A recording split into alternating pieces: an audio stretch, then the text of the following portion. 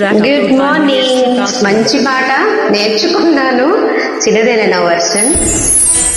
అమ్మ అన్నది ఒక కమ్మని మాట, అది ఎన్నెన్నో తెలియని మమతల మూట.